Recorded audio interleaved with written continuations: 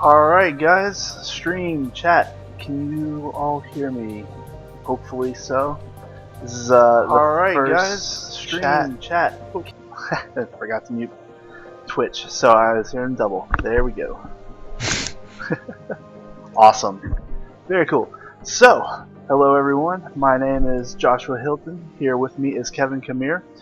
You might see on the little tag we were supposed to have Weldon Green here, but unfortunately he couldn't make it tonight, so we'll try and get him on some other time. Also unfortunate because he's kind of our EU expert, but you know what, we're gonna fake it till we make it and just breeze on through. Basically what this is we're just gonna have a kind of laid back show here and talk about our picks for the upcoming week. A couple other topics, and open it up for some questions from chat and just kind of see how it goes. So if you have any suggestions or anything, feel free to throw it out. Got a couple of live viewers right now, so you guys get all the power if you want to ask something. So hey everybody, my name's Street Bowl. Happy to be here. Just thought I'd say something. No, you're not supposed to talk at all. You're just there for eye candy. That's it. Yeah. I'll speak when spoken to. Yes, so Street Bowl. And so Street Bowl is as a coach actually on League Coaching. So you can see his profile down here. So if you think he's pretty smart, you should go check him out and maybe even grab a lesson, and you can get better at League of Legends too. Yeah, hopefully. I'd be happy to teach anybody that wants to come my way, and just shoot me a message. I'm happy to talk as well. If you don't want to book a lesson, you just want to chat for a second, I'm happy to do that too. Awesome. Alright, so let's run through the game, shall we? So if you guys want to follow along, you can go to trackingthepros.com/predict, and once you have an account there, you can go in and you can fill out your predictions for the upcoming week. And so that's what we're going to run through right now, and just kind of talk about what we have set up for our choices and just kind of what we think in general. And you can also even see what everyone who has put in predictions, what kind of the crowd is leaning towards. And I actually see, it's gone up a couple more, so we've got a little more shifting going on, so it should be pretty interesting. Alright, so Street Bowl. Where should we start it out? Let's do let's go and start with EU. Okay. We hopefully get the tough one out of the way first. Yeah. Plus, they should all be asleep, so we should be able to get away with it. Yeah. So first game, Splice and Vitality. Who do you have? I have Splice. I think that Vitality is not a bad team. They've, at least I haven't watched every single game in EU LCS this split by any means, but from what I've been seeing, Splice is kind of more on an upward trend right now, where Vitality's kind of been more on a downward trend, at least from what I've seen. I feel like Vitality was having a lot of success early, and Splice is kind of coming into form right before playoffs, so I think that Splice is probably the number 2 team in EU right now, behind Fnatic. So I think I'm gonna have to trust them over Vitality, even though I don't think it's gonna be easy. I think Splice will pull it out. Yep, I completely agree. The way that I kind of did my rankings was I went back and looked at the past few weeks, and then, just as you said, kind of looked at trajectory, because it definitely seems to matter. I mean, it's the word people throw around, but the momentum is definitely there for them. I think them, and probably even FC, I kind of feel like are on a bit of an upward trend. So that'll lead us right into the next one. So I've got FC winning over H2K. H2K's had a bit of a rough past few games, so I think FC is probably going to take it. Yeah, I have to agree with you on that one. I think that H2K hasn't been that bad. I think, because I haven't been watching it, but I believe that they subbed in Selfie in mid lane, who I think is actually a really good player, and I'm glad they put him in, because I feel like he's done reasonably well. And at least just looking quickly at kind of the way things have been going for Schalke recently, the previous week was an 0-2, and then this past week has been a 2-0, so they're actually on a 2-game winning streak right now. Now, mind you, I believe those those opponents weren't exactly top tier. I know there was G2, and then Giants was the other one, but not bad. I mean, really, in EU, any win right now is pretty valuable, and you can consider them like on an upward trend, I'd say, right now, at least compared to the beginning of the season. Or sorry, I guess more halfway through the season. It's actually started not bad, even though they had those issues where they had to sub in Crepo under Boris in the name or whatever. So they had some issues there, but actually didn't do too poorly. But yeah, towards the middle of the season, they haven't been doing that great. But I think that they're okay. I think they're not bad. And especially when you're playing against a team like H2K, who is arguably the worst team in EU LCS right now, I think that you can probably put your money on Schalke. Yep. Cool. All right, and so Misfits and Roccat. I went with Roccat. I feel like this one was a little bit of a toss-up, but I don't know. Yeah, no, I completely agree with you. I feel exactly the same way. I feel like it was kind of a toss-up. I went with Roccat. I believe, if I recall correctly, I was kind of impressed with their games the previous week. They did lose to Fnatic, which you can kind of expect them to, but they were able to beat Vitality, and I remember kind of just looking at their play and kind of feeling like these guys have like the capability to do well. I'm not confident that they will do well, but I feel like they have the ability to. I feel like this is like if Roccat really plays to their potential, I think that they can take this win. And also, I was a little bit kind of down on Misfits' play the past week. Again, let me just check their games real quick, because I believe that they were playing tough opponents as well. They played Splice, and Giants beat them, so again, not great, but I expect them to lose to Splice. But I wasn't exactly that impressed with their play, even in the loss to Splice. It was just super clean, and the loss to Giants, it was kind of iffy. So I'm not too high on Misfits right now, and I think that even though both teams aren't like great, I think Roccat has more potential to succeed than Misfits for right now, at least. Yeah, especially because, and this is jumping ahead to the next day, but I definitely think they have a really good opportunity to go 2-0 this last week. And I mean, so they should be able to solidify themselves, at least at the very least, I think, for a playoff berth. So and that's what's so crazy right now is like it's entirely up in the air, the playoffs. Like if you look at the NA LCS, who's locked in playoff spots, like it's really just the middle of the pack that's being decided right now. Where if you look at the EU, who's locked in playoff spots, it's like it's the two teams at the top, and then the rest is a free-for-all. It's crazy right now. There's like 6 people, 5 people, 4 people, everyone's tied in 5th place right now. It's crazy. So yeah, this week is actually going to be really, really exciting. It's going to be probably the first week that I'm going to watch every single game in the EU LCS, actually. I mean, I'm just going to go to work and watch EU LCS on one screen and March Madness on the other, probably. I'm excited to see the play. I think that games like the Roccat Misfits game will be extremely exciting, because it's really, like you said, it's entirely up in the air. I really don't know how either team's going to perform. I expect Roccat to win, but I have no idea. And even the games where there is like as we move on to the next game here, G2 is favored both in the standings as well as just like the vote that we have going on here on Tracking the Pros. But I still think Unicorns of Love could pull off an upset. Like really? I mean, I'm voting for G2 now. I'm not putting money on that upset, but I still think it's entirely possible. And I also haven't been that impressed with G2's play, at least from the games that I watched recently. I think that they have like all of the talent. They have all of like, if you look at the individual players in each role, you're like, this is a top tier team. But I wasn't seeing them putting it together. I feel like they're having kind of like almost like synergy issues. I'm not sure if there's shot calling issues or what the deal is there exactly. I don't know enough about the team, and of course I'm not on the inside there. I'm not a fly on the wall. I don't know what's going on, but I feel like they have all the talent. Why can't they kind of put it together? And who knows, maybe this will be the week where it all just clicks. But I have them beating Unicorns, but I was actually considering picking the upset here. I think that Unicorns is actually kind of an underrated team. I feel like their record doesn't reflect their skill level currently. I feel like they're not great, but I feel like they're not as bad as it kind of looks right now. Okay. So let me ask you this then. If you had to bet $100, what odds would you feel comfortable taking Unicorns at? Like 3-1, 5-1, 10-1, 100-1? I'd say 4-1 maybe. 4-1? But okay. I'm also pretty conservative in my betting. So yeah, I'd say 4 would be decent, that I'd be willing to put some money on, because like I I would definitely not make this bet, but if I had to, I'd probably say 4-1 because I wouldn't be betting on the EU LCS because I have no idea right now. Like on paper, you're like, well, G2 should win this match, but I would not put it past the Unicorns to pull off some crazy upset. And hey, you never know. Like I said, I haven't been impressed with G2's play recently. I think that they have all the tools to put it together. I'm just not confident that they're going to do it. Who knows?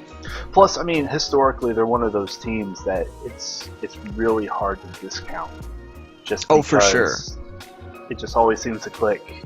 But then I wouldn't quite compare them to TSM, but it's just like they always seem to get up there. So if they can pull that together. Yeah, if you look at the two kind of TSM-ish teams in EU LCS, I would consider would be Fnatic and G2, who are basically just like, well, they're just always going to be at the top. Like they swap rosters, they're still at the top. Like it's kind of similar with some of the teams in NA, where it's like regional success constantly, and then when they get to international stage, that's when things get a little iffy and stuff like that. But yeah, for regional, I think that they just have solid players in every single role. Like, how can you can't lose. I mean, it's just like mathematically, if you play games, you're going to win more than you're going to lose. You have better players in every role. Yep. It's just a matter of putting it all together. And I think it'll be easier for them to do that when they have like a best of series to play off of. When it's just one game, I feel like it's kind of like, it's just a toss up. You might get cheesed. There might be some random play where they're like, we can pull this off, and it goes wrong. Yep. And that's the game, especially in the current patch, because pretty much like if you get Baron, the game might be over. It's pretty devastating what the neutral objectives can do here in mid game. Yep. So early leads are extremely important, and I feel like a team like G2 can get early leads. It's a matter of what are they going to do with it once they get it. Yep. And so quick and easy then for the last one, we have one brave soul who's voting for Fnatic or for Giants over Fnatic. At least I assume that's only one person. Maybe there's two. It might be. But, yeah, I think it is just one. Yeah. That'll probably be the least exciting game of the day, I would assume. Yeah, I would imagine that Fnatic takes it pretty easily. You never know. They might slack because they're like, hey, we're in first place. We just got to win one of these games. We'll win one by default. I mean, we're just better than these teams. But I would assume that Fnatic's going to take it. You never know, but pretty safe bet. Mm-hmm. And then, so going into the second day then for EU LCS, so Giants and Splice. Yeah, so I got to go with Splice again on this one. Like I said, I think Splice is probably the second best team in EU LCS right now. I mean, obviously the standings say that as well, but I think that they definitely are. I think Fnatic is pretty top tier right now. I think Reckless is just carrying everything, but I think Splice has one of the more coordinated teams. I feel they work very well together, and I think that that's enough to take it right now. And Giants, of course, not that they're a bad team by any means, but I don't feel like they're not as good as Splice. And then we've got Rocket and H2K. Rocket again. Yeah, I think Rocket's they're just gonna ride. And so let's see. Oh, I should have looked into the tiebreakers, because then they'll put them at 9-9, and if I think that FC is going to do that too, that could be an interesting ending there. It gets super tricky, yeah. And some of the things that to consider, and part of it, we'll talk more about that when we get to NA as well, but like part of the thing to consider is like some teams, if they win, then they're in a good enough spot where they don't have to win after. Like I could very conceivably see Fnatic winning their first game and just being like, well, we're secure, let's just trash the second game, let's try random picks, let's put in a sub, let's do that sort of thing, and then who knows, maybe Schalke gets that win and that tilts things in a different direction, but who knows. I expect all the teams though to be playing their hardest. I expect everybody to be try-harding here. I feel like the brackets are too close, and I feel like even Fnatic still wants to kind of assert their dominance before playoffs. Yeah, I feel Fnatic, I might think they could try a little something off meta, is what I would potentially expect from them. And I actually, to jump down the game, I actually have FC set to beat Fnatic. And it's a little closer than what you would think, especially Fnatic and Giants, 64-36%. And that's kind of I always like having in one potential for a really good upset, and so that's my upset of the week. And so with all that what you're saying, especially FC's going to be playing as hard as possible, I think it would be really interesting to see them pull out a win there. They very easily could, and we'll spend more time on Fnatic and Schalke, and then we can jump back up to Rocket and H2K because we're kind of naturally led there. But yeah, I think that Fnatic, I don't disagree with you at all. I think they probably will do some weird picks or put in a sub. I think they put Bwipo in top lane a couple games ago or whatever it was, and he performed fine. I think that Fnatic is so good that no matter what they do, they will win. They could troll, they could have subs, they could have weird picks, they could go off meta, they could pick into counters. I still think they'll win the game. I think they're that much above the other teams in the EU LCS right now. I feel like they're a team that is very good at beating teams that are worse than them, if that makes any sense. Yeah. But then when they get up to teams that are as good or better than them, they're probably going to struggle. Yeah. And thanks to chat, mentioned that Fnatic has first place secured because they have the head-to-head against Splice. So okay, yeah, so they could very easily just kind of take both games off. You never know. I'm assuming now, knowing that, actually, I expect that they probably will put Bwipo into top lane in both games, probably just to give him some more time. Because why not? Yep, absolutely. So then, what do you think about Unicorns and Misfits? For this one, I put Misfits at first, but I don't know.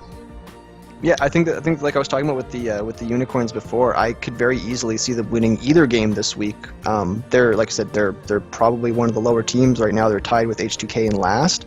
But like I said, I wasn't that impressed with Misfits. I have picked Misfits here because I feel like in general they probably, like, percentage-wise, I feel like they win more than they lose against the Unicorns, but very easily Unicorns could pull off an upset here, even though it's not really that much of an upset. I mean, they're separated by one game, but in EU LCS, it's an upset, so whatever. But yeah, I would like to reserve the opportunity to change my vote. If Unicorns of Love beat G2, I think they'll beat Misfits. Interesting. Yeah, because I'm not actually sure about that. I think that even if they beat G2, I still think Misfits might beat them. I'm not on the I was on the Unicorns of Love hype train last week, and they let me down, so I'm so hesitant to get back on that. I feel like even if they still win one game, it's like, okay, that's great, but I don't know. I still don't trust them. That said, like I said, I don't trust Misfits either, though, so I have no idea. I really, this one is another one that was kind of a toss-up to me, and I picked Misfits because part of the reason I picked Misfits is because I feel like they'll go 1-1, because I believe, if I'm not mistaken, I think that they went 1-1 a lot recently. I believe that was part of my analysis there. I was like, oh, okay, well, they seem to, 1-1. Oh, they went 0-2 last week, but yeah, the vast majority of weeks they've gone 1-1 recently and stuff. So I think they'll pull off another 1-1.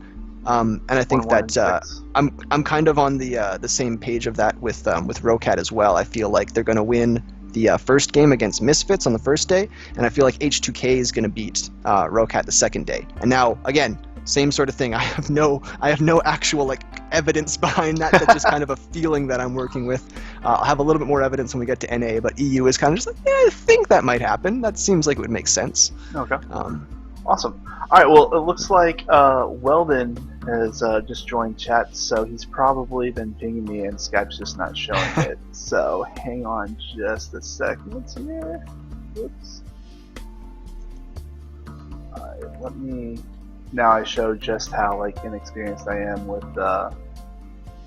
everything Twitch streaming. Alright.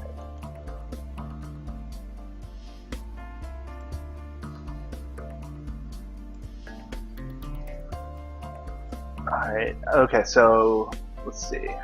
I'm gonna drop the call and then do the group here.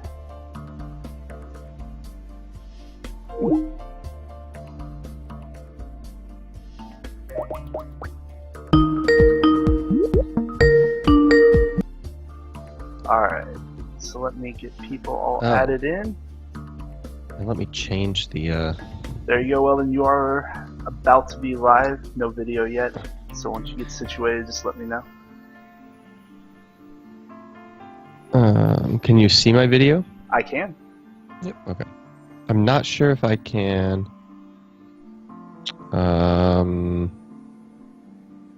switch cameras. Wait, I'm hearing double audio. Oh wait. Is that you? Is this coming through the stream?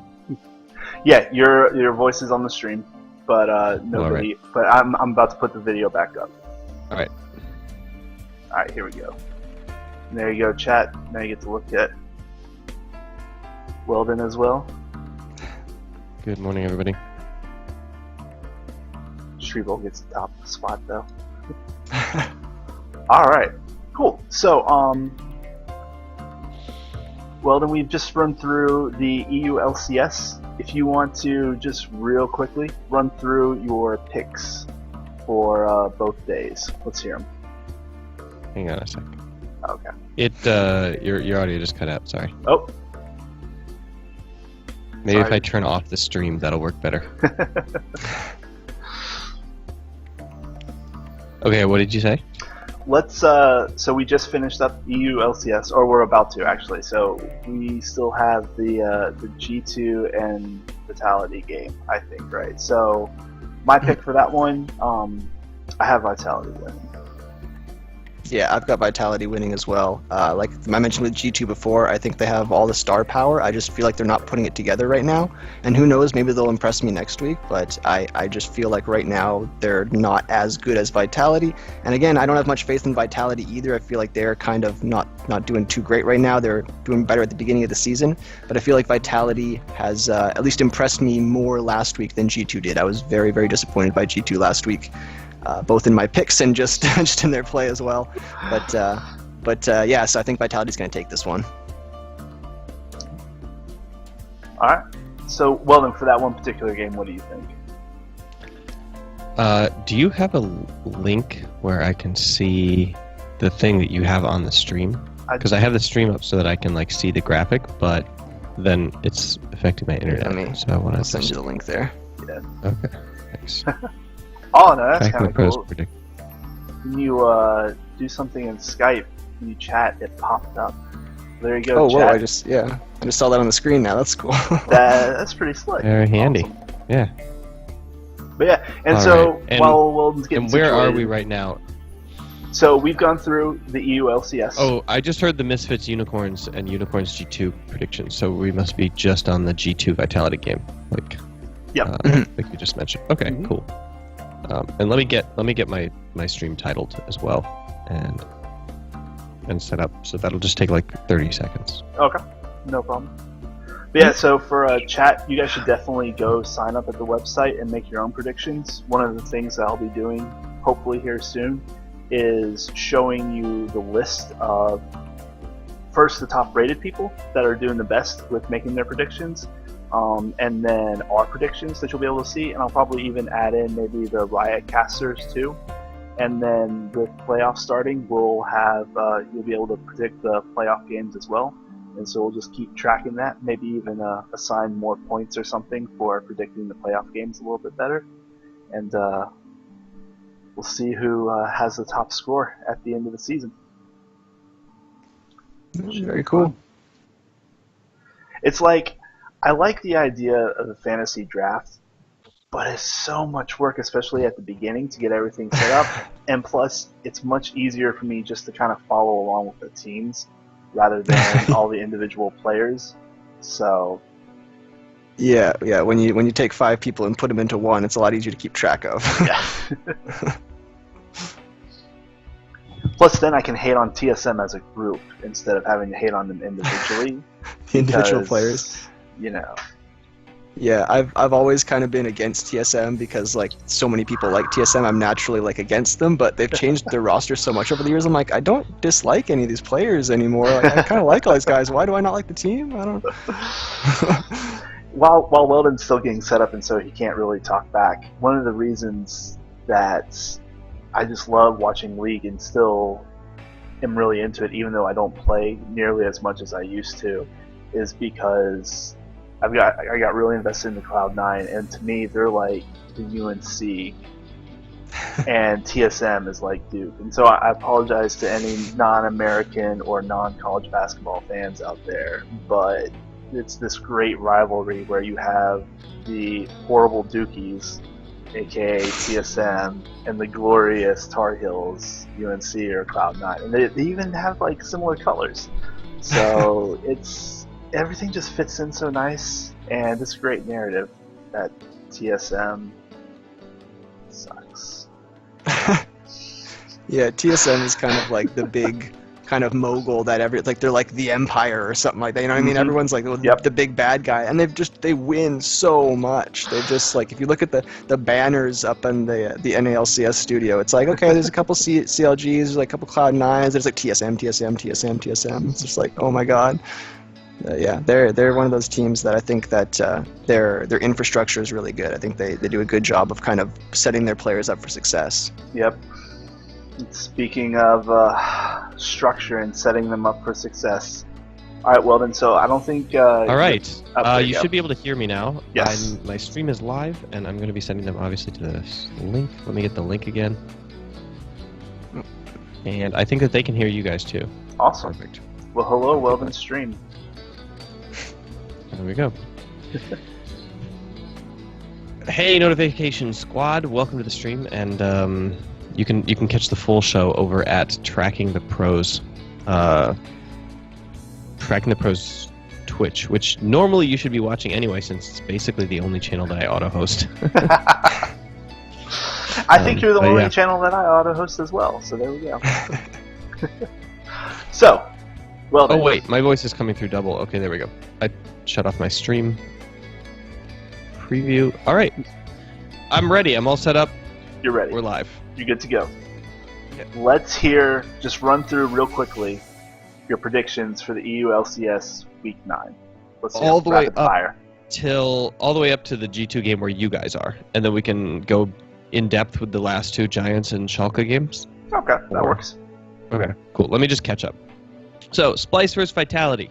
I have wonderful respect for Vitality as a branding organization now that they have actual people who will talk, and complete faith that they're going to like shit their pants on the Rift. I predict Splice for that hard. Okay. Yeah. I should track this so we can watch and see if the percentages change. That is of course. There's this X factor here, because that's based on like results, right, and play style. But this is my channel's a sports psychology channel. Remember, so I need to predict everything using sports psychology, not using in-game results necessarily or in-game skill. So the real X factor here is that Yamato Cannon is going to be going into this match with revenge on his mind, right? Right? Exactly. So here we have the ex-coach from Splice, and he's been pep-talking his team all week, and they are committed to destroying Splice for their coach, and they're going to be playing with fervor, and focus as they attempt to take Splice. And so what's going to actually happen is Splice is going to be the better team, but Vitality is going to win because they're going to play with more conviction. So calling that one for Vitality. Okay. Interesting. All right. Going against Grain there. Okay. Schalke versus H2K.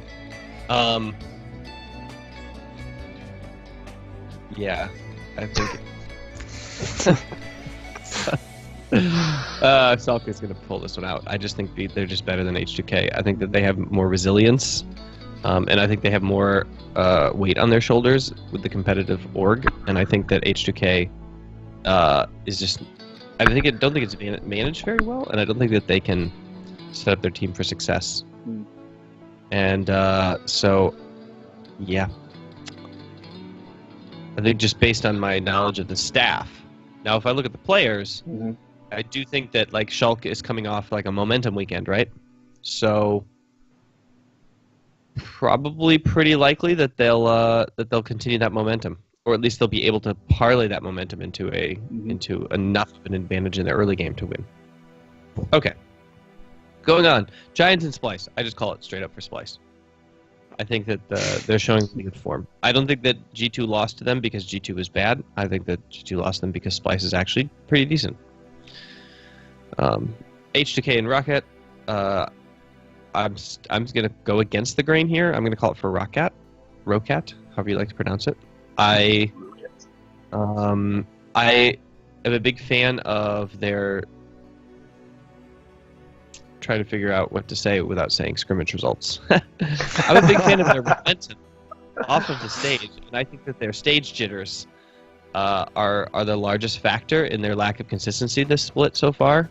And I think they have. I think that they are not going to have any pressure on them at all, and they're going to revert to their Kingslayer form because they don't really need to care about the results, so they can just play their own style. Okay. Misfits versus Rocat, I still have really good faith in the Misfits jungler, who, for some reason, I'm thinking Hjarnan, but I can't believe I just spaced on. I think it's Max Lore, right? Yeah. Yeah, Max. Sorry, I'm sorry, Max Lord. Please forgive me.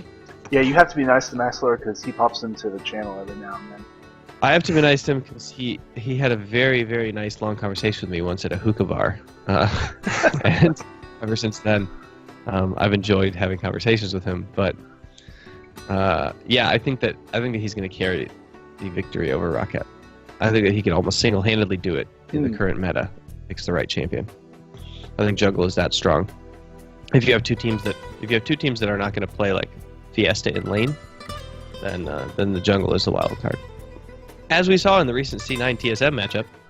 Listen, that we're gonna hold off. There's a special segment later in the show if you're around for that long, that we'll be able to get into that. I'll even give a little plug for your pretty good review of that game.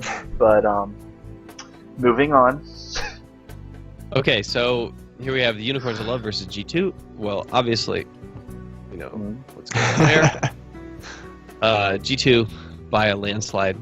Unicorns of Love versus Misfits, same with the Max Love. I don't think Unicorns are going to be pulling anything out the split.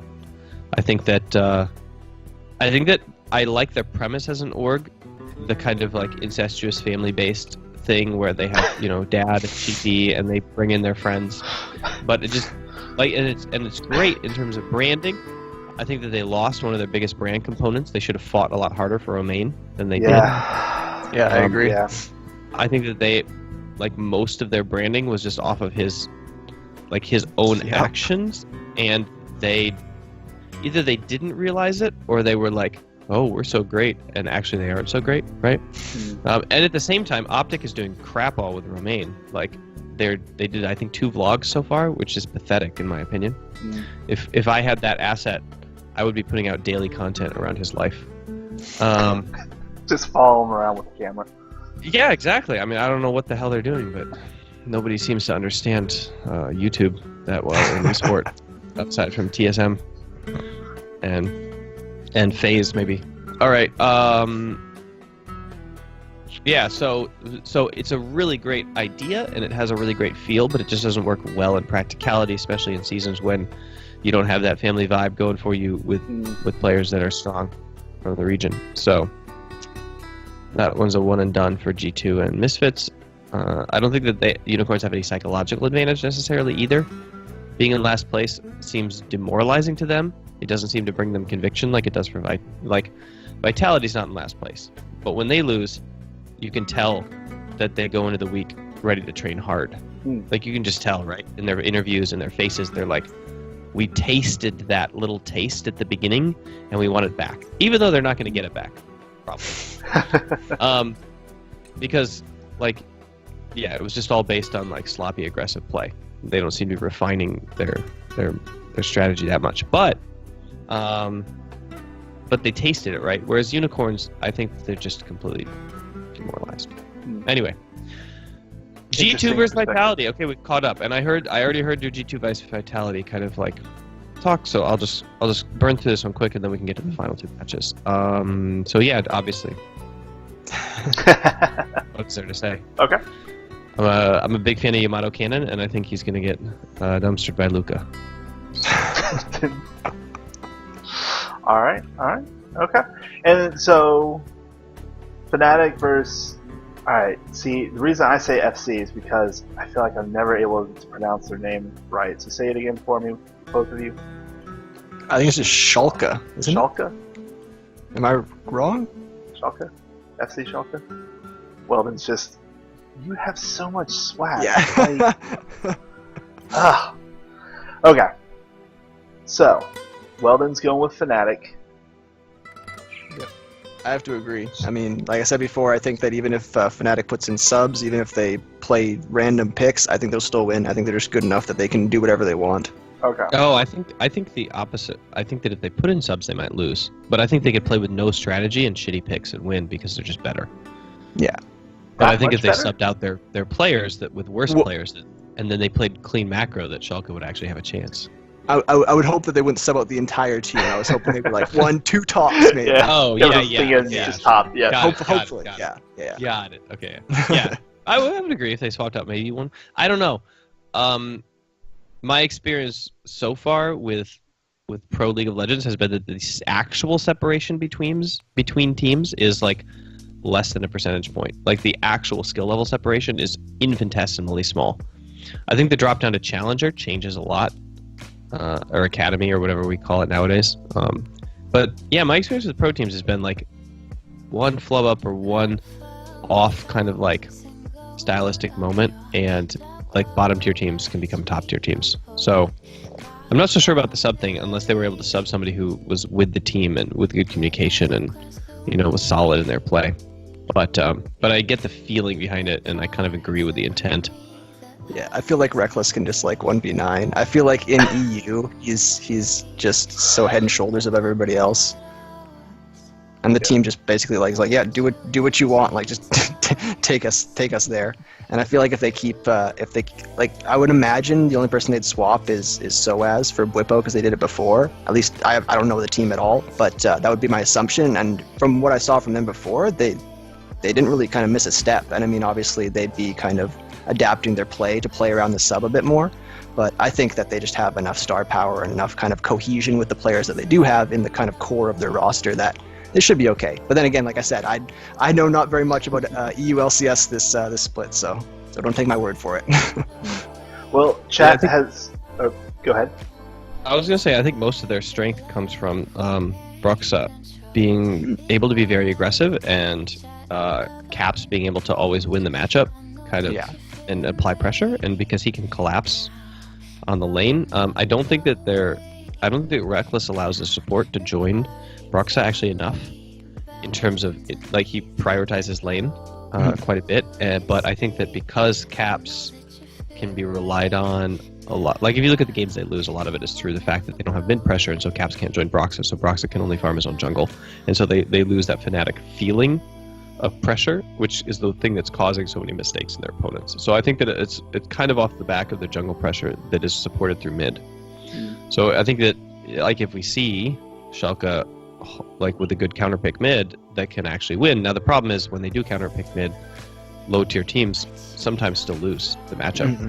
This happens versus TSM, it happens versus Fnatic, it happens versus G2, where people will counter pick the lane and then just lose anyway. Because unfortunately the mid laners are just that much better. So yeah, we'll see. We will see. So chat informed me that I was pronouncing it wrong, so sorry. I'll go back to just saying FC, or just I don't even want to try it again. But I think so. Just pronounce the E. That's all you have to do. Just say Schalke. Schalke? No, and then but Schalke. Pronounce the E as not as an I would sound, like an IE. Pronounce it as if you're writing EHHHH. Like the actual sound of Schalke. Schalke. And then the emphasis is on the Schalke. And then the emphasis is not on the E, so it's not Schalke, it's like Schalke. Yeah, that's it. Okay. You got it, man. You got it. Alright. Well, I say Schalke has the potential for upset, and I always like picking at least one really nice upset, and that's it for EU for me. So, and actually, it's kind of surprising. There's a decent number of people picking it.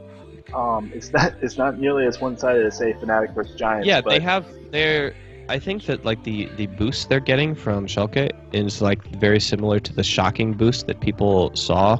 Like North America was really confused when Tristan won All-Star vote, over Luka, because they're like, oh well, they're just going on player strength, but they don't realize that Germany makes up the largest EU economy. I guess they just don't understand how big Germany is, right? And this is a very popular team in Germany. And I think that like they can actually ride off of the fandom of that group a little bit, and with the fact that they had that amazing entrance into the EU LCS with Vander, Like they won over a lot of fans because of that weekend. With the bald god like pulling up the Goku, not Goku. Who's the little guy? Krillin? Like the Krillin impression. He like came on stage and then he like straight up was like beasted out those games. League of Legends and esport in general is like, and sport in general is built off of these epic moments, and I feel like Schalke has had several notable epic moments this split, and people remember that. So that I think is where those predictions are coming in. But to be honest, they don't look that bad when they're losing, and they look quite clean when they're winning. It's kind of like the opposite of Vitality. Vitality looks crap when they're losing, and when they're winning, they look like they still don't know exactly what they're doing. They're just kind of like making a play, and then their opponent messes up. Whereas Schalke looks, that looks like they're trying to do a play, and then they just don't do it because they're not good enough. But they were trying to do the play. So I like them. Okay. And one of my viewers just spilled water on her keyboard right as she got into the show. I feel bad. Are you sorry, Ayumi Cat? Apologies. Alright, so that's it for EU. So let's go on over to NA, where I feel much more confident in the pronunciation of all these teams and making grand sweeping gestures and pronouncements. So we'll start off again with Saturday. 100 Thieves versus Clutch. I'm going with 100 Thieves on this one. Yeah, I have to agree. Clutch has, I think Echo Fox is the only kind of top tier team they've actually beaten, and I think that, like we keep talking about kind of upward trends and momentum and stuff towards the end of the season here, I think that's exactly what 100 Thieves has. I'm not 100% sure on this because I do feel like 100 Thieves has the potential for failure. Like it often seems like when they lose pretty hard usually. Yeah. So I am scared a little bit of that, but I have more faith in 100 Thieves than I do in Clutch Gaming. I think Clutch Gaming plays a very kind of like safe, kind of high percentage style, and I think that 100 Thieves can potentially abuse that. We'll see. I'm not sure, but I just feel like Clutch Gaming is kind of stagnant, like they're just constantly good, where 100 Thieves can kind of reach that high-end level of play. Their ceiling is much higher, I feel like, for 100 Thieves. Yeah, I think so, yeah. Weldon? I'm just double-checking one quick thing about the roster. Mios is on 100 Thieves, that's all you need to know. You can see Mios. This is a tough one for me. So 100 Thieves, great respect for the org, and I really like the roster they put together, and I love their academy team, and I think that they're building strongly for the future. I'm a huge fan of Meteos and Aframu. Cody Sun, I think, is a little bit of a weak link. I think Ryu is not super mentally strong. And I think someday is, like, I don't know how his communication level is. I don't know anything about him. He could be good, he could be bad. His laning seems average for his background and his pedigree. His teleports seem average for his background and his pedigree.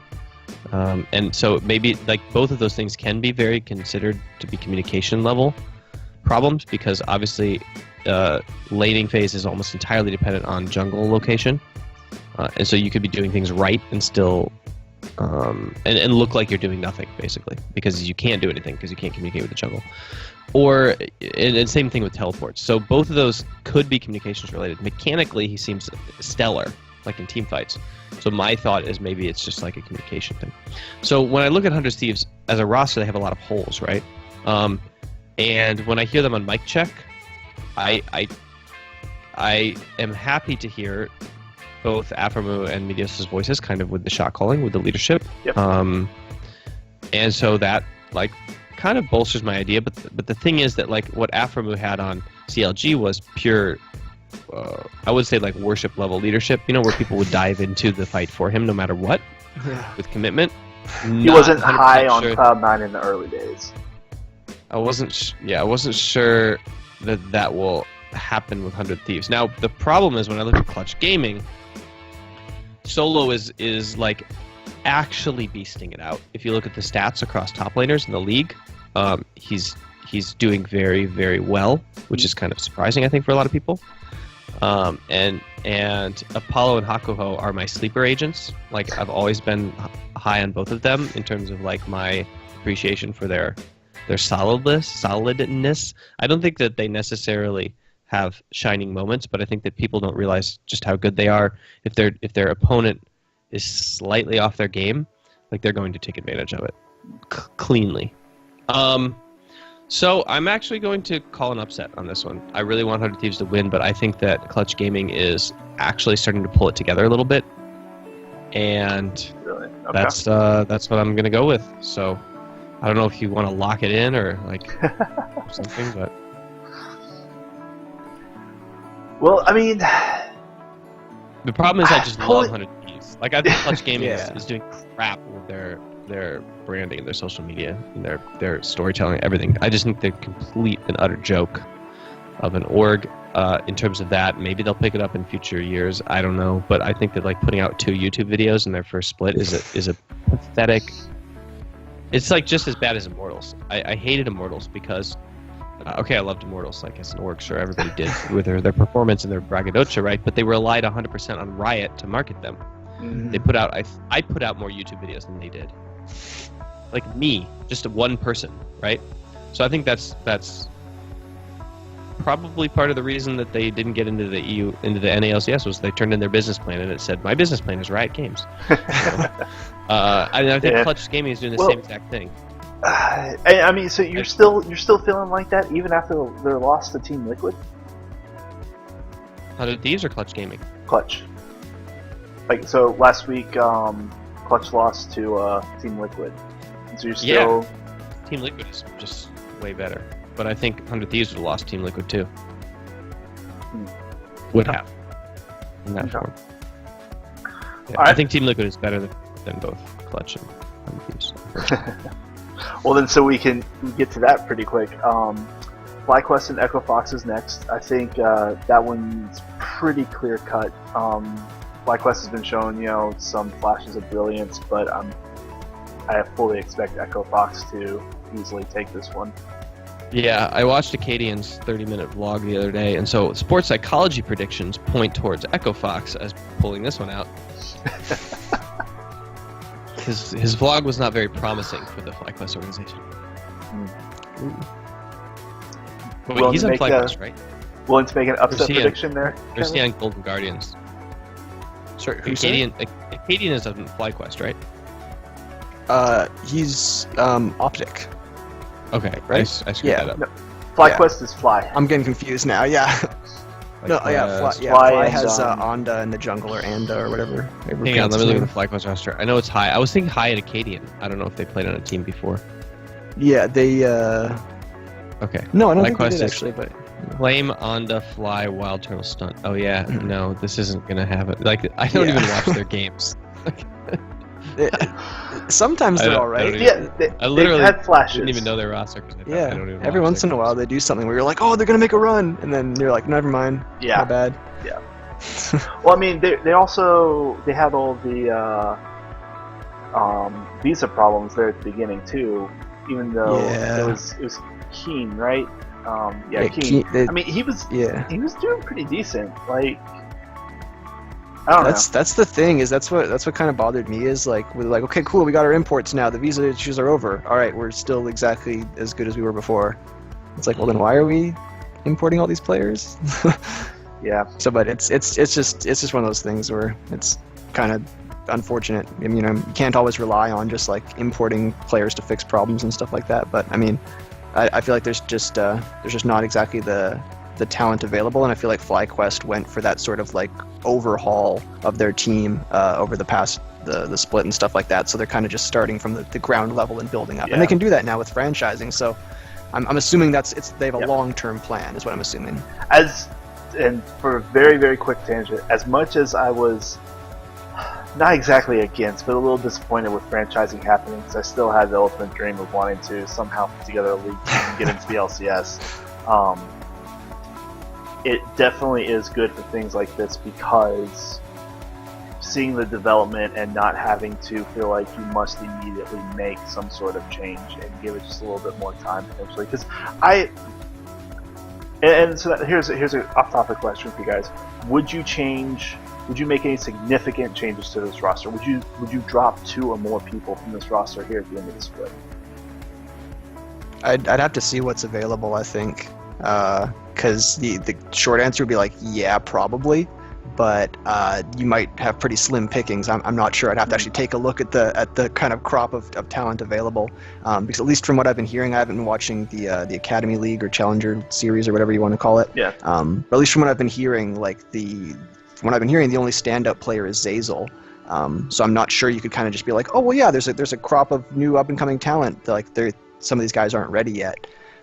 So I don't know if you can kind of just like fix this all of a sudden. You might have to kind of invest again in like younger players and slowly kind of cultivate new talent and stuff. So I again, like I said, I think it's probably long term for them. I don't know if I don't know if they can, or if they're even thinking about trying to turn things around instantly right now. I don't know if they have the kind of resources available to them currently. But again, I know nothing about these teams, so like I have no idea how any of these teams work. So this is entirely speculation. And that's what we're here for, right? Rampant speculation. Because that's the fun part. Alright. Let's see. So, Team Liquid and Cloud9. Team Liquid. Obviously, Cloud9's going to win. Obviously. Weldon says Team Liquid. Yeah. Yeah, but I mean, the only reason I predict that is because You hate me. you're in the call. Literally, just you're in the call. No, I'm kidding. Yeah, I don't know what it is about the C9 roster. I feel like they have a weak top map. I don't feel like Team Liquid has a weak top map, and I think we have this terrifying ticking time bomb on Team Liquid, which is the impact effect. Oh wait, he's not there anymore. What? Wait, he should be. Yeah. Shouldn't he? Okay. Yeah, he's part of the Yeah. paid for by Steve Exodus. Yeah, so the impact effect, which I don't know if you remember what happens to impact usually during the playoffs and at the end of the season, but he like solo carries the game for the team that he's on. And I don't know if you have noticed where Cloud9's main weakness is in this game, but it's definitely through their I don't want to call names, but in Finland we have this kind of black licorice called salmiakki, so I'll just call him salmiakki. Anyway, it's through the salmiakki. It doesn't have enough sisu. And so here we have like the ex top laner versus his previous team. You know, so sports psychology says that he's going to be super amped and motivated, and he's going to basically bury Cloud9 under a pile of gangplank cannonballs. Is that what's going to happen, or is he going to think of the fond memories, get just a little single tear, and no? Yeah, just like Svenskeren did last week with TSM when he had all those fond memories. Listen, you keep wanting to skip ahead, and I'm fighting to hold myself back, but we're going to get into it here eventually. All right, Kevin, what do you think? Back me up here. I'm going with Team Liquid as well. I thought a lot about this, but yeah, I feel like Team Liquid just is I keep talking about like what team has a higher cap or what team has more potential and all that kind of stuff. I'm a CLG fan, so of course I'm throwing potential around all the time. But I just feel like I like Liquid's roster as a whole better. I feel more confident about each player in their individual role, where kind of like Weldon was talking about, forever since this roster was formed, and even when they were succeeding, I'm still like I'm constantly nervous about the top side of the map. I feel like Jensen, Sneaky, and Smoothie are like pretty much the best players in their roles, arguably. But then like Svenskeren is not that bad of a jungler. Licorice is serviceable, but that's kind of the way I feel about it. Is like they're getting by. They can't bump up to that next level, and that's what kind of makes me nervous. And I feel like Liquid might just be starting to do that right now, potentially. At least from what Doublelift has been saying with all his tweets and stuff like that, is like hopefully they're playing try hard now. Like they were trying to improve as a team overall and kind of take one step back to take two steps forward. But I feel like now they're just like, let's just win these games and go into playoffs winning games.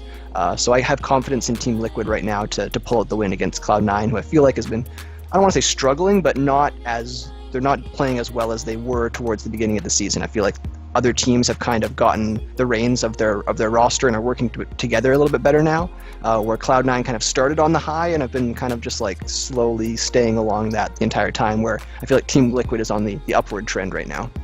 Okay. Well, I guess everyone's allowed to have an opinion if it's completely wrong. So let's talk about Cloud9's how they're going to win the game. They're definitely going to win the game through mid lane jungle or bot lane jungle. I feel like. I think Impact loses very gracefully. So I think even if top gets ahead, that it's going to be like he's going to be on like somebody who can be fine. Some sort of champion, he prefers Gnar and stuff like that. So I think that top lane focus for C9 is not going to pan out, but I don't think they're going to do it. I think that they're going to have better jungle pressure on the bot side of the map. I don't think that Team Liquid can match Svenskeren in terms of his like.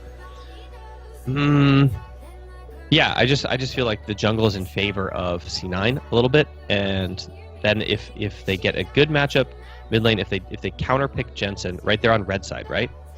So I think they have an advantage because they've been for the first time in a long time they've been blind picking their mid, and I know that even on blue side they try to at the very least like if the meta allows to go with counter pick mid or at least like late pick instead of early pick, and I think they might stay true to that form and get Jensen a counter pick instead of a blind. I don't know if you saw like the last few games, but like some of the games were losses, right? But some of the games were they put Jensen on a blindable pick, and then he was not able to exert necessarily the amount of pressure that I would expect him to put on in lane.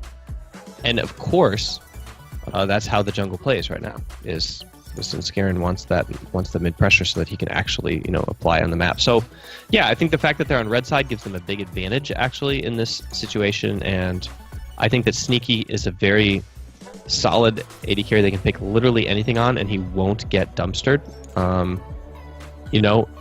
Even if they counter pick him. So what I mean is that he's very blind strong, and then if he does get an advantage, like he knows exactly where to be on the map for the team fight. So he'll be on time, and Double Lift might be late if Team Liquid is doing poorly, and if Cloud9 is doing poorly, he's still going to be on time, even though Double Lift is there. So let's see.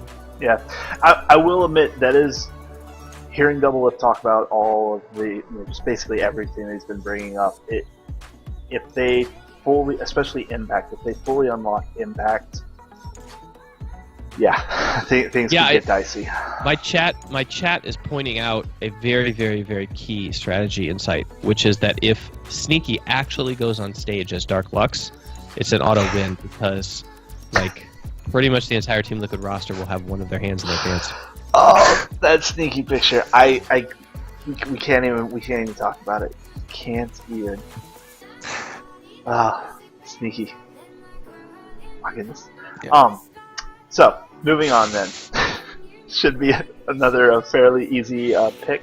Though again, I'm surprised at the number of people that are kind of bucking the trend. But so Golden Guardians and TSM. Feel like it should be very straightforward, especially TSM's been having a nice little run. They definitely seem to be meshing a lot better and just looking like they're getting into playoff form. So I don't really see Golden Guardians being able to stop that. Yeah, I agree completely. I'm shocked that 31% of people saying Golden Guardians are going to win. I think TSM's been playing quite well recently. I think that they're TSM. I mean, they're just an organization that wins. I feel like they're going to win at least one game this week, and I think it'll be easier to beat Golden Guardians than it will be to beat CLG. So my assumption is they're going to take this first game. I would imagine. Yeah, I think on your site this might just be High's Instagram followers here, like voting for the Golden Guardians. But yeah, no, I don't think they're. Yeah, there's a chance okay. They're going to beat TSM. LRL saying 31% of people want Golden Guardians to win to help CLG get into playoffs. Yeah, but okay, want so it's High's teams Instagram followers plus the TSM haters. Yep. Yeah, I would love if Golden Guardians won, absolutely, but TSM will probably win, so I'm gonna go for TSM. I was supposed to bring the TSM shirt over here. I was gonna change in the middle of. You need to set up your streaming room with all of your swag from all the different teams. Yeah, I know. especially since you're doing regular content so much now. But I need somebody to set it up because like I'm doing content, so I don't have time to set up my room. So, CLG, Optic, Kevin, I assume you don't have a problem cheering for your boys there? Yeah, CLG definitely. It's the typical thing where at the beginning of the season I was holding hope for so long, and then finally when I was like, nope, they suck, fine, I'm giving in, that's when they turn it around, like typical CLG fashion. So now that I'm picking them, they're probably going to lose, but I have to go with CLG. I have to. They've been looking pretty good recently, and Optic hasn't been looking very good recently. It just makes sense. Yeah, I think, like I said, this is the one I was talking about, Acadian's vlog. I really want Optic to be able to pull out some sort of recovery, but I think it's not. It doesn't sound like it's going to come during the season. It sounds like it's going to come during the off season. I fully expect Optic to be a top tier team in the LCS. I think their pedigree, kind of like, they have a kind of like restlessness if they're not doing well, and they have no compunction with like mixing things up. I'm surprised they didn't mix it up during the season. That is something that I would expect out of Nadeshot, Optic, and Reggie, out of those teams. CLG is Cloud9 is a lot more able to like keep things stable, I would say, and still recover. But I know that those three orgs are willing to shake things up, to get results. So I expect CLG to take this one. And more, I expect Optic to lose it, I would say. Yeah. Yep. I also apparently have had my Pandora playing in the background the entire time, but since it was my chill station, it was just ambient noise for me. I barely even noticed. But so sorry. It's been pretty loud and overpowering too on the channel, but then sometimes it's not. So I just figured it was kind of like nice background music for the stream. Totally unintentional. Well, okay, so again, showing just how much of a noob I am at streaming. Let's go on into Sunday. Start off with Cloud9 and FlyQuest. Again, probably another fairly straightforward one, I don't imagine. And I think this one is actually the heaviest voting-wise. So it's tied with Echo Fox and FlyQuest. So Cloud9 and FlyQuest. FlyQuest has obviously the hardest Week 9 and not really expecting any upsets there. Yeah, and they're not really fighting for anything other than just kind of like a moral victory. So I feel like teams that are kind of revving up for playoffs will be kind of more willing to put in the effort for the game. And I also just think, of course, we all know C9 is the better team. And I also think that of the two kind of top teams right now sitting at 11-5, I feel like Cloud9 has a kind of higher floor. Like, I feel like Echo Fox can play incredibly well, but incredibly bad. And I feel like Cloud9, even when they play poorly, they're not that bad. And I feel like their worst is still going to be good enough to beat FlyQuest, basically. Yep. So then, Clutch Gaming, Golden Guardians. Any chance of an upset there? I think no. Oh, this Yeah, one's actually the same. Yeah, Cloud9, obviously I call for the FlyQuest games, and this one I call Clutch Gaming because I just totally think that I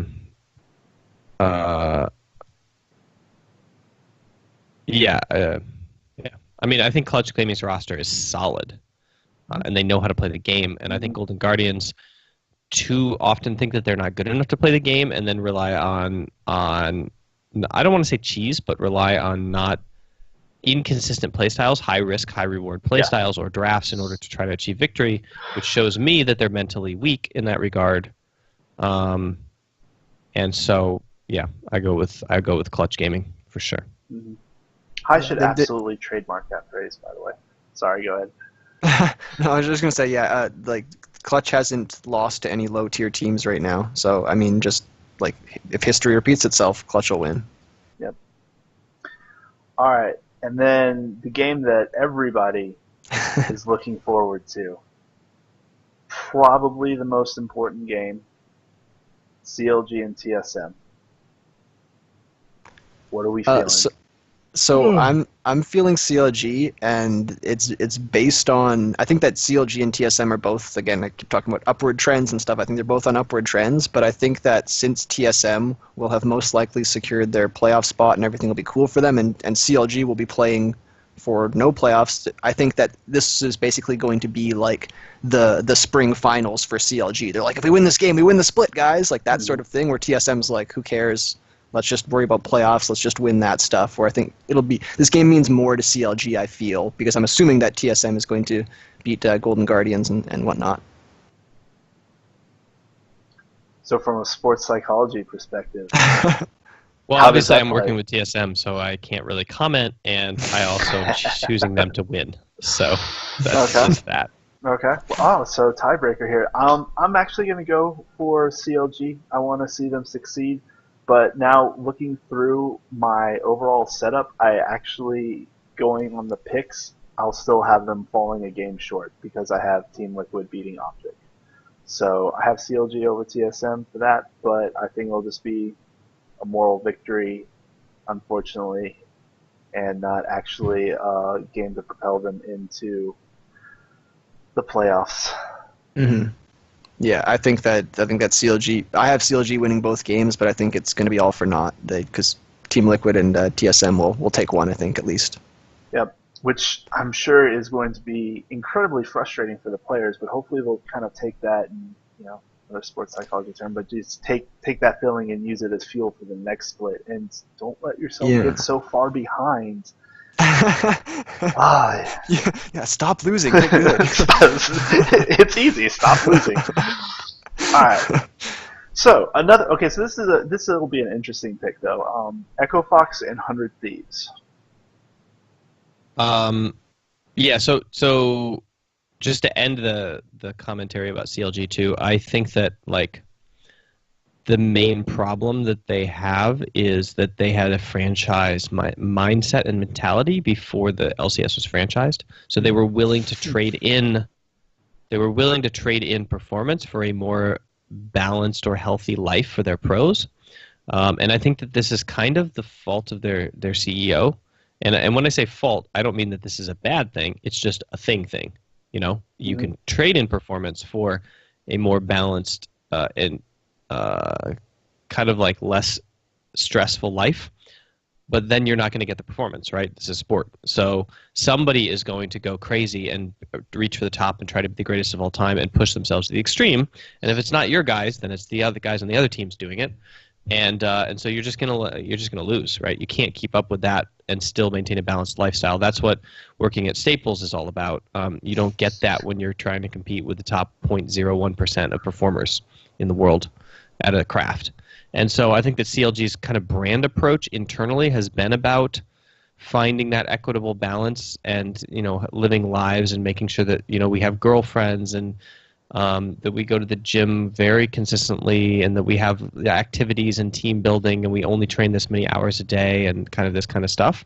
Mm-hmm. And that's really nice and really beautiful. But the result is middle of the pack, right? So you outperform the teams that have crap team building and train about the same as you, and then you lose the teams that train more than you, no matter what their team building is usually, because they're just better. And I think that might change, right? They've replaced their CEO. Now there's franchising.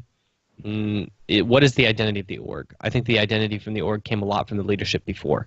Now we're going to see what the new leadership says that CLG is, right?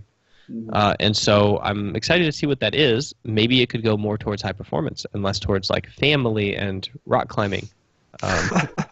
Kind of, I feel like it's the org for people who want to go to Burning Man, basically, and play in the LCS. That is an analogy I was not expecting to hear, but I like it. Yeah, it's the team for the people who want to go to Burning Man and still win games. Maybe Golden Guardians is the team of people who just are always at Burning Man. I don't know. Like their gaming house is just Burning Man. A lot of vaping going on. Anyway, okay, so but then leading into the second question, Echo Fox versus 100 Thieves. Oh, this is a tough, like a tough vote because I think that Echo Fox is actually better on paper right now. On paper, yeah. But I think 100 Thieves is a better team. So we'll see. I think it depends really strongly on how the week of training went. I think Echo Fox is a very training-based team. I think if they have a good week of training, they do well. I think if they had a bad week of training, they don't do well. And I don't think that all teams are like that. You might think, oh, well, isn't that normal? No. A lot of teams, they have a bad week of training, they perform better. They have a good week of training, they get too relaxed and chill. But I think Echo Fox is like a confidence-based team. So hopefully their scrims go well. Interesting. Okay. What do you think, Kevin? I agree. I ended up picking 100 Thieves, but like you said, it's very, very difficult to call. But again, same sort of thing. I just have been super impressed with 100 Thieves recently, and Echo Fox. I feel like I can't trust them. I feel like they're up, they're down. I can't trust them. I'm so nervous to pick Echo Fox. Where 100 Thieves, I've been nervous to pick them before, and they've actually proven that I can trust them. So I'm gonna go with them now. I'm gonna keep going on that, and hopefully it pays off. But I keep talking about my upward trends, and I think that 100 Thieves is on an upward trend. Echo Fox is on a downward trend. We'll see where they end up lying, but I don't trust Echo Fox's bot lane. I don't even trust their good players anymore. I think that they're phenomenal, but I feel like they're gonna get put in a spot where it's like, oh, I have to hard carry this game, and then they're gonna make mistakes, and it's just it's gonna be one of those. Yeah, it's just gonna be one of those things where everybody's trying to kind of make up for everybody else. And like Weldon was talking about, I feel like 100 Thieves is a more kind of cohesive unit, especially since they've kind of like found a style that they want to sit on. I feel like they do better in having kind of like an overall goal, I feel like, as a team, where Echo Fox, I feel, is just like, yo, me and you are going to go do something, we're cool, all right, let's go. And they're going to 2-man this thing over here, they're going to 3-man this thing over here. Where I feel like 100 Thieves, even though they do 2-mans and 3-mans and stuff like that, I feel like it's a little bit more I feel like they plan more in advance, where I feel like Echo Fox is kind of just like, yeah, you're good, I'm good, we'll figure it out when we get there, let's do it. Yeah.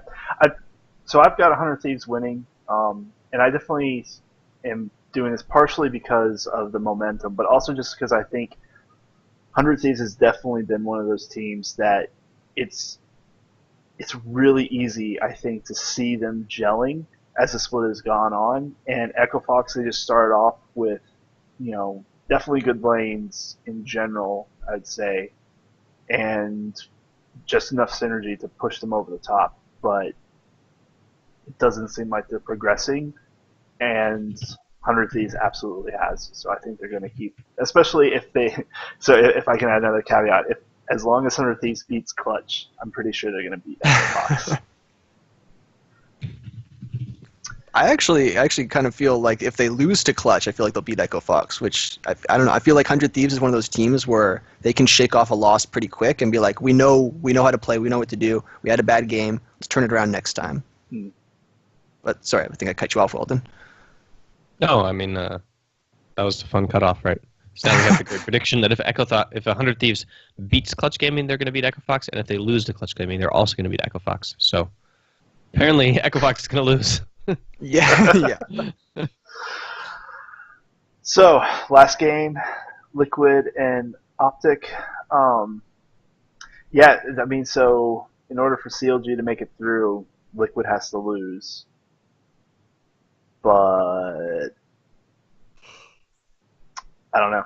Don't think that's going to happen. Liquid is the only org that has the capability of losing to Optic Gaming in the last match of the season. Let me put it that way. Liquid and TSM are the only orgs that could lose to them. I don't know if you remember TSM's energy match in 2016 spring split when they lost to Energy, and they realized that they were bad. I think after that. So yeah. Anyway, Team Liquid is pretty much the only team that you could put there that people would say, "Yep, expected that to happen." But is it enough for you to? No, Team Liquid's going to win. Yeah. Not even the CLG fans going to do it. Yeah, no, I feel the same way. I think that Team Liquid could definitely throw this game, but I'm betting on Team Liquid. Okay. All right. Well, there we go. We have our predictions locked in. Chat, don't forget, if you want to create an account, go over there and put it in. You've got until about, I think I set the cutoff at 24 hours before the first game. Might actually drop that just a little bit, especially since we're filming here on Wednesday night. So, but if you want to put in your predictions, go do that real quick. And so I got a couple other things for us to talk about too. And the first one is what Weldon has been trying to push to all night. And so the question for you two, on a scale of 1 to 10, how badly is my heart going to be broken by Cloud9? And this question would have been so much more interesting to have asked last week potentially, because after Cloud9's performance, like I was so much more confident, and now I'm just like I think my heart's ready to be broken. I don't want it to be, but I think it's gonna happen. Well, what is your heart expecting? I mean, your heart can't be broken if it's not expecting something different from reality. So I need to know what your heart's expecting. Oh, then we're gonna win spring championship. Oh no, you're not. Dude, you have a mid laner who will reliably go into that match just to lose it for you. So listen, there's a lot of buttons to push. Some of them happen to be Zhonya's. It could have happened to anyone. Okay, could have happened to anyone.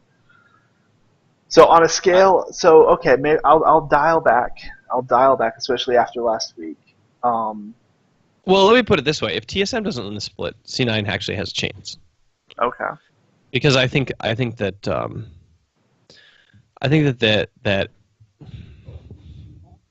Echo Fox, if it's an Echo Fox C9 final, then I think C9 has a better than 50% chance of winning the game.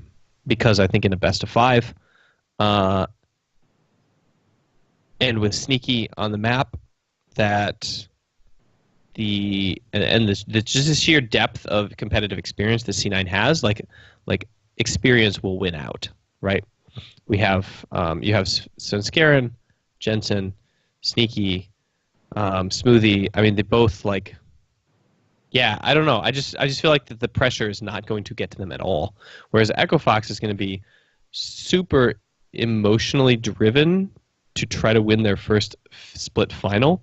And I don't think that that's going to last for the entire best of 5. It might take them the first map, and then I think that they'll be jittery enough that they go over aggressive. I mean, look at the team, right? Their main thing that they're going to do with emotion is over aggress. And I think C9 is just going to play it calm and collected. And that's that. So I think that if it's a C9 Echo Fox final, I would call it for C9. Okay. Yep. A little bit of hope there. Kevin, what do you have for me? I actually completely agree with Weldon. I think that if TSM's not in the finals, C9 takes it, but I kind of feel like TSM is just going to pull it off. It's the way it's almost like it's the way it's supposed to be. You know what I mean? It's just like this makes sense. I think that C9 is a very good team, and I think that they're probably the best team in the league right now that's not TSM.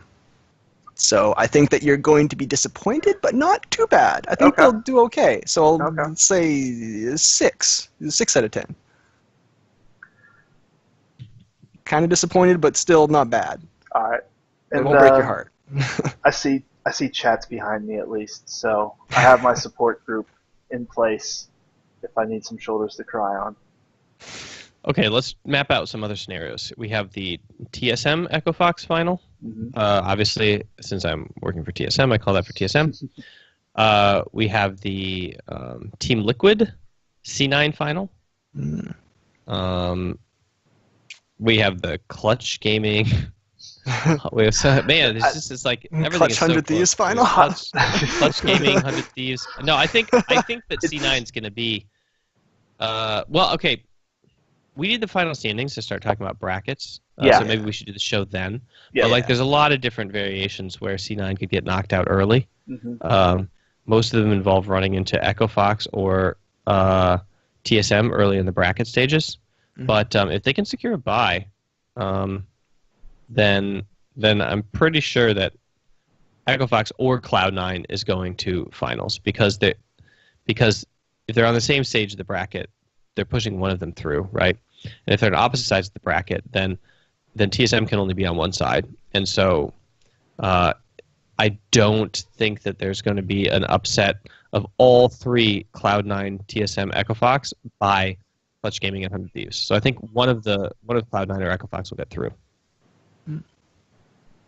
So yeah. Yeah, it's definitely going to be, and so I was planning on having another stream next week where we'll be able to see the brackets and talk about our picks and everything. I'm having fun, so if we can get everybody together again and chat doesn't riot, we can do it again.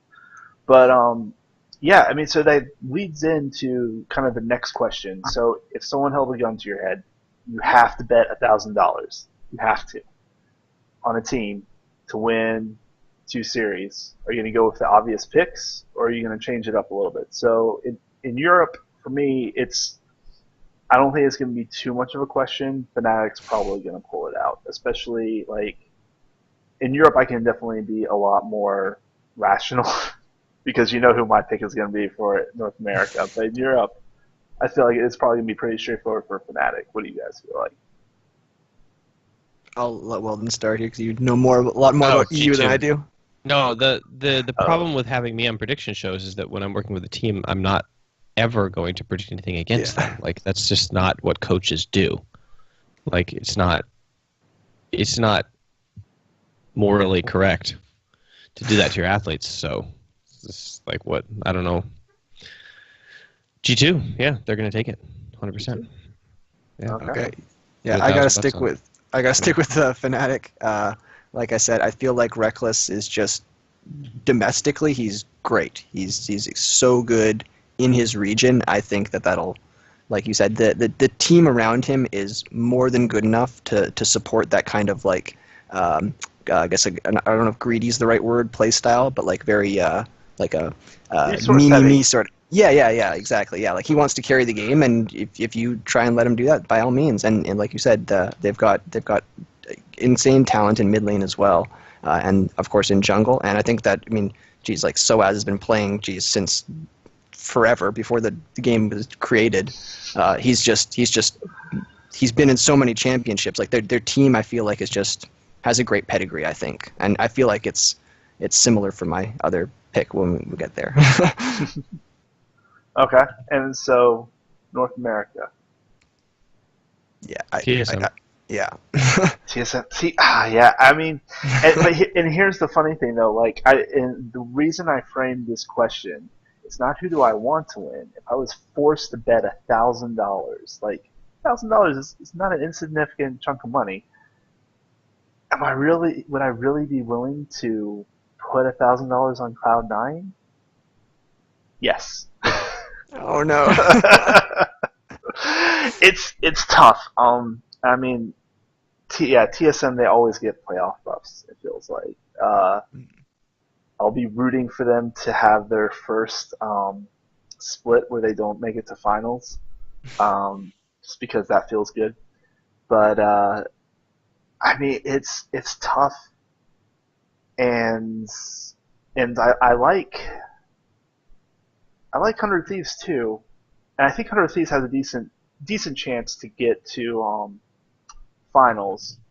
But let's see, chat's saying 30% Echo Fox, 35% TSM, 20% C9, 15% for rest. I don't even think Echo Fox has that high.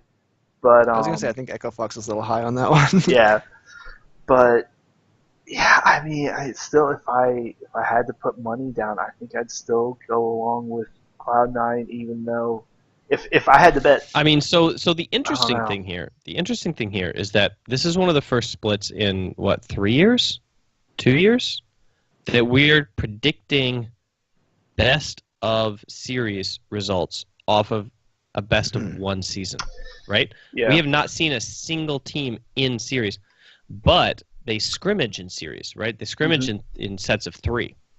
So here we see where like scrimmage results and adaptation like might be more telling factor than on stage best of 1 results.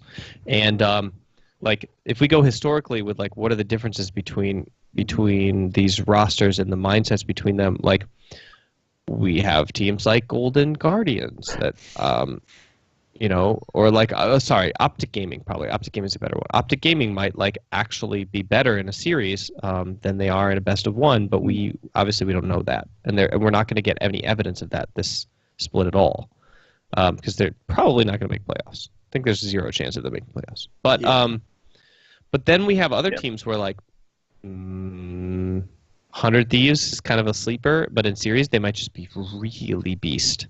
And Echo Fox in best of ones is strong, and then they might just have one strategy and just like suck in best ofs, which I kind of predict because I don't think that they necessarily. I think that they might be able to practice a macro strategy, but I think everything else is based off of instinct. So they just kind of play. Absolutely agree with that. They just kind of play the game, and they don't really have a plan.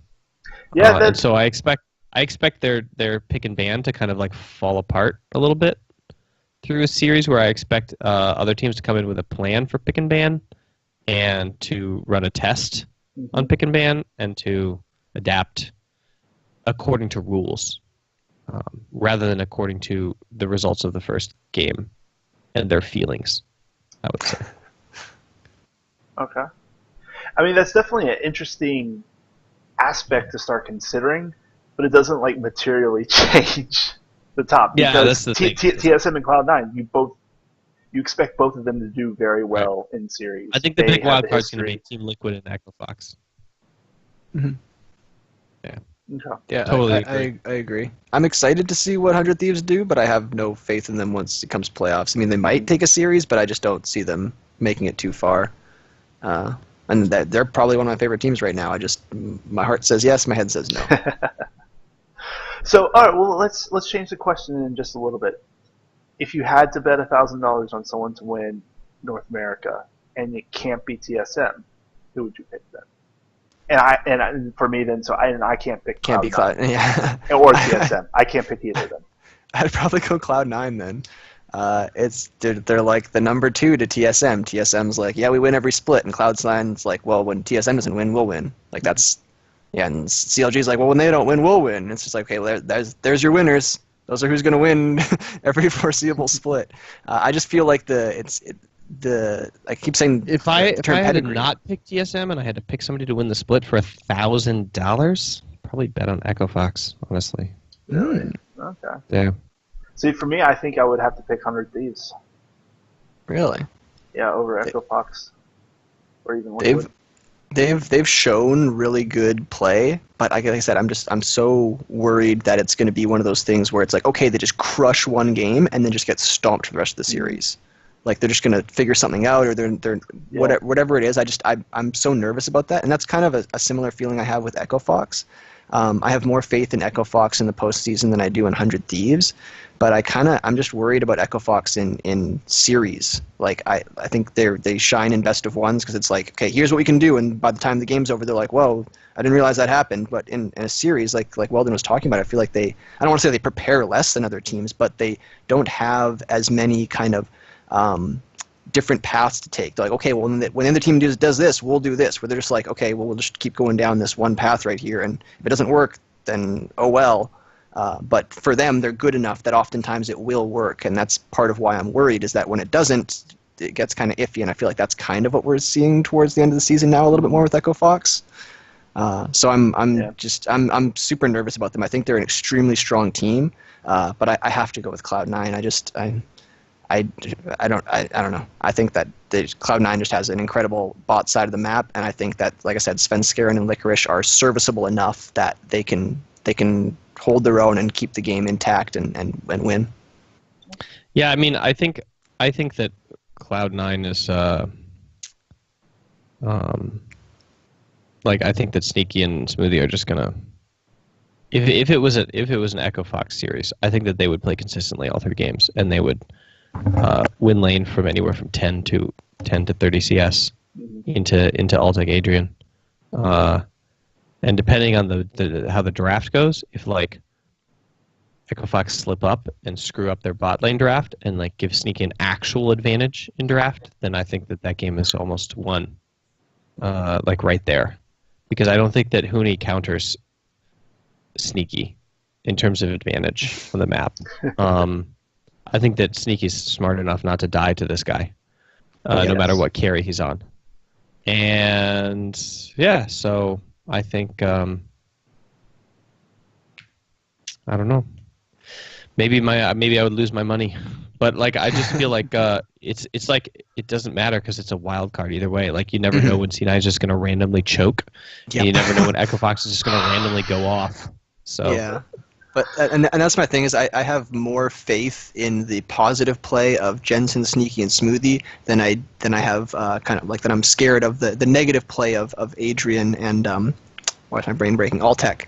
I just feel like there's such a liability in the bot lane right now for like such a on like what we're looking at Echo Fox. We're like, wow, what a good team. But then you really see like I feel like they're just such a weakness right now. And when you have people like Sneaky and Smoothie, like you put them in a good situation, they're going to prove they're better. They're going to show that. And I don't know if Huni's going to be able to 1v9 his way through that situation. So, I mean, it all depends on if he takes the inhibitor by 20 minutes by walking down Licorice's face. You know what I mean? Yeah. So, single-handedly wins lane win game. Well, I guess it was the Echo Fox game where he really did just kind of get rolled over. But that was also, I mean, you have to give him respect for taking the risk of the Lucian into the game plank on that one. Yeah. Well, what do you mean? He picked a winning matchup and he still got rolled over. Winning against any other top laner, but. Well, it's one of those things where it's like, okay, it's like you better win, which in the hands of Huni, no. It's what like, I mean sure. is like they gave him the best possible champion to actually win the lane, and he still couldn't do it. So if they give him an average champion, it would have been even worse. No, exactly, right?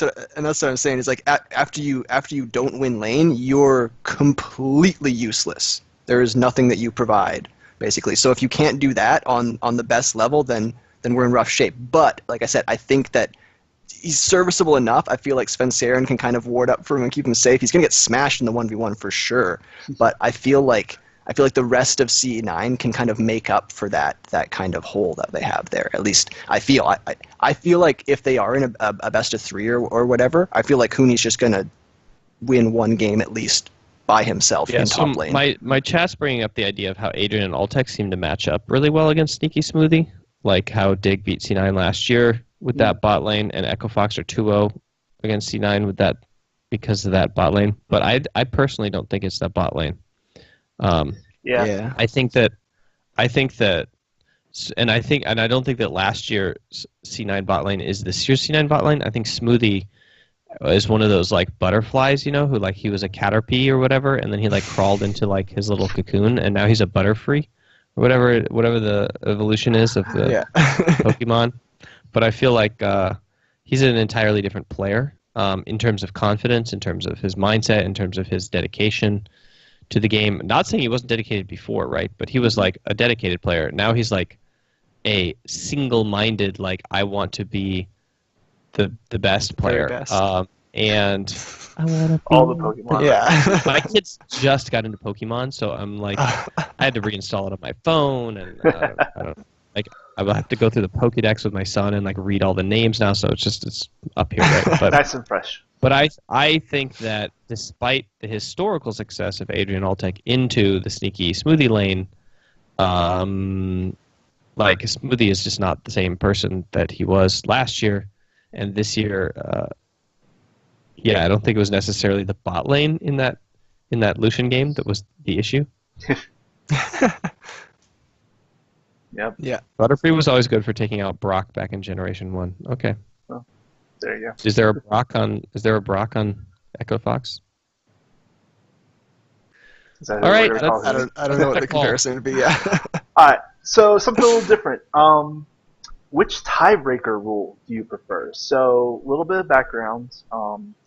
North America has a new rule this split saying if there's a three-way tie break or a three-way tie, the way they break it up is they count points 5 points for rank 1, and then you drop half a point for every team or for every position below that. And so you add up all your team's wins, and so that's the strength of schedule.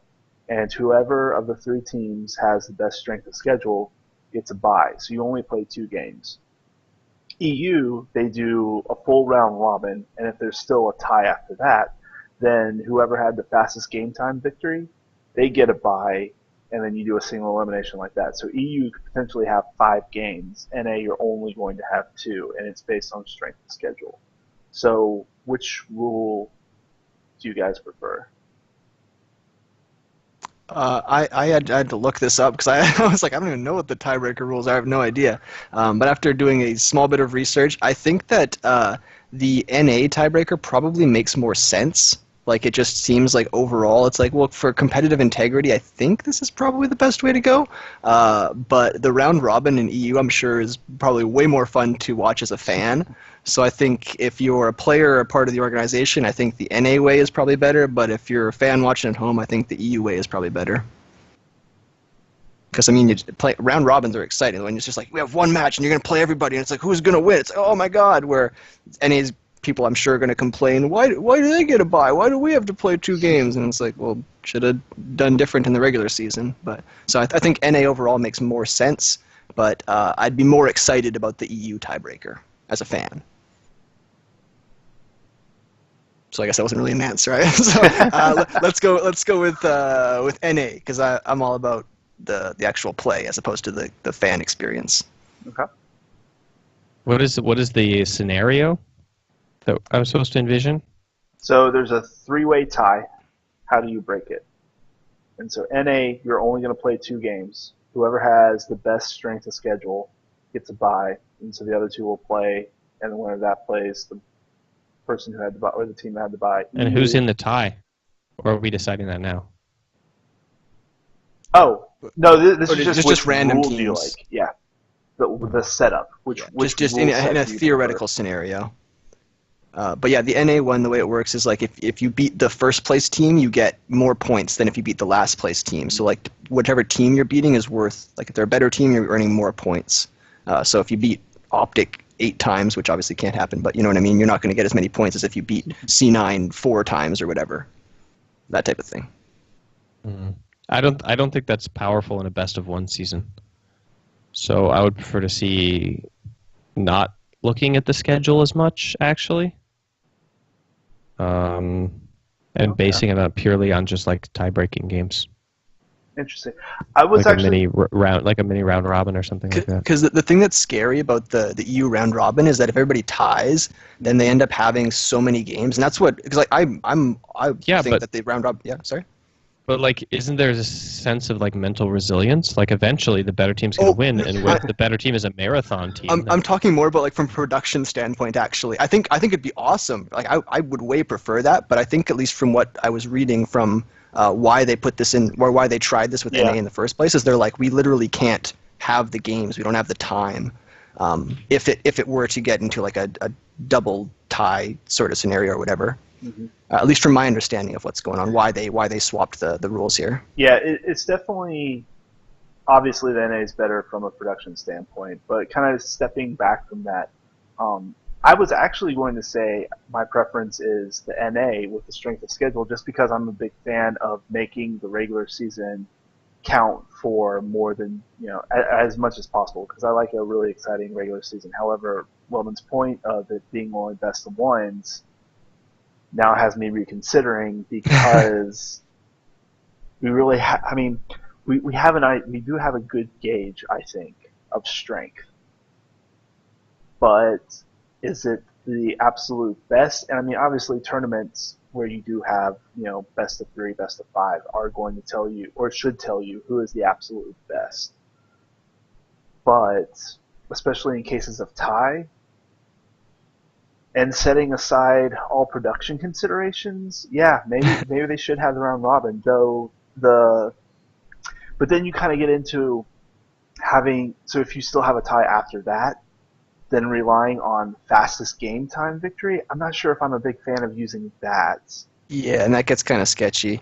But then again, I mean, you still have to win. So I mean,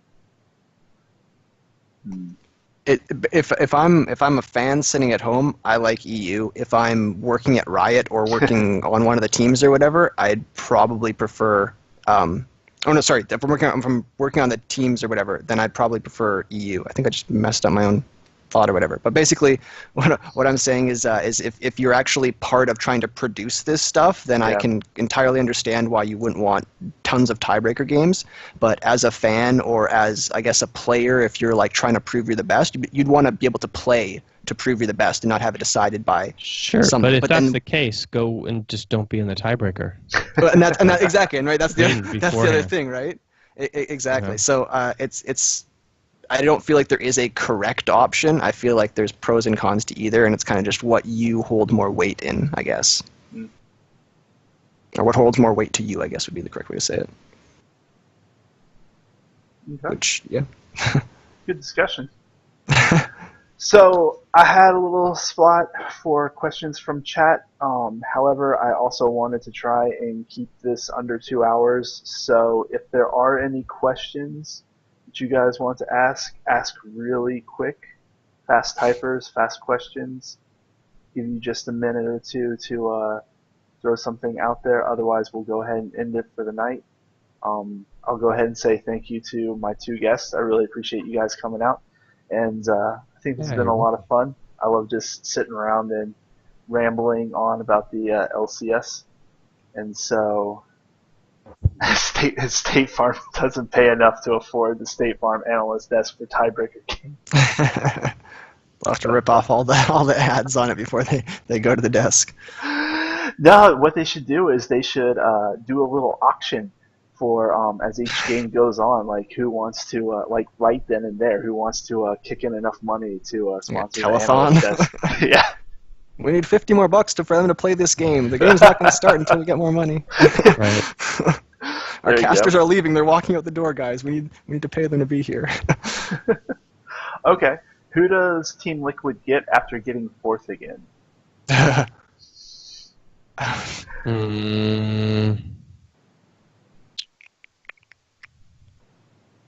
Maybe they try to get Smoothie. I don't think that Olay has a problem. I think that he's really good with aggression. I think that he's not so great if he's not playing aggressive in lane. He's not so great on the map as Smoothie is. So maybe they round out their shot calling with Smoothie. Maybe they try to get. Hang on. Let me look at their current roster. I don't think it would happen. But I think Aframu. I mean, Aframu and Doublelift do have a bit of history there, but I think it would be really interesting to plug him into that team. Turn Team Liquid into old CLG. Yeah, though I feel like there's no chance that Aframu would lead this 100 Thieves team. I mean, maybe if like there was some horrible flame out in Doublelift, Impact, Smithy, Pobelter, Olay. Who's their coach? Maybe they get a better coach. Kane. Yeah, I was gonna say I think it's Kane. Yeah. Yeah. Maybe they try to poach like I don't know. They probably just hire me, to be honest. Okay. But yeah, I think that yeah, right now Olay is the weak point. But that said, I mean, I don't feel like the player himself is not weak. I feel like he's just kind of struggling in the current situation. So I have faith that he can turn it around. But weak. Oh really? Yep. No, I think you're spot on that. Like, I think that he does not have a conception of what he should be doing on the map as a support player. I mean, if you looked at Worlds, like, he was not a part of the Vision game unless he was tailing his jungler. He wasn't actually a proactive part of the Vision game. Like, if the waves pushed up, he's like, where is he? Like, he's supposed to already be on blue buff, you know? Like, if you watch Aframu, right, he'll already, like, the wave will be moving up to the turret, right? And he'll already be, like, halfway to blue buff, right? Yep. And Olay will be standing in the lane, and then like maybe somebody will tell him to go ward blue buff, you know, and then he'll like walk over there, right? But that is not that does not show initiative in terms of like learning how to maximize your position, right? I think that maybe he's not pressured enough to learn what he should be doing before he needs to be told to do it outside of the mastery of champions. And that's disappointing because I think that his raw eye for team fights is amazing. I think his coordination is amazing. I think his skirmishing is amazing. I think his laning is pretty good. I think his reflexes, when I see him team fight, like he's countering the correct abilities, like he's predicting damage, he's trading damage for HP. Like I feel like he skirmishes team fights super well. It seems to me. I don't see any problem there, and I guess his laning is fine. I have no idea, right? Because I don't lane or scrim with him. But I'm really sad about his initiative on the map. I just think he's not doing anything. So until he gets that motivation, there could be one of two things, right? A, it could be he doesn't know what to do because he's not going to find out what to do, and so he doesn't have motivation to do that, right? Or he doesn't realize that he has a problem in the first place. Or B, it could be he wants to do that, but he's too scared to actually leave lane or to move. So that's the communication and like a team building issue. So either way, the second one is more promising. Maybe they could team build through it.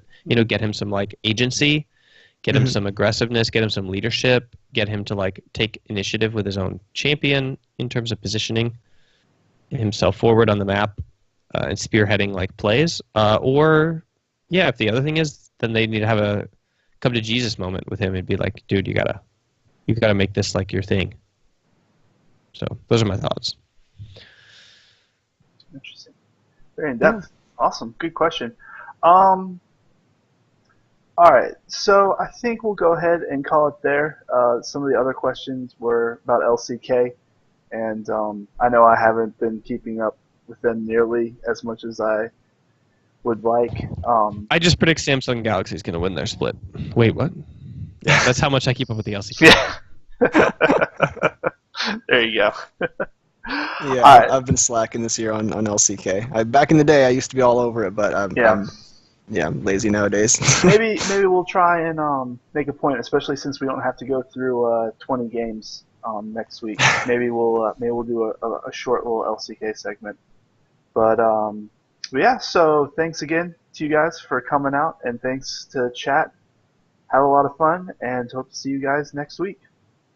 Yeah, thank you for having me. Appreciate it. And now we get to watch how badly I am. Did you end your stream?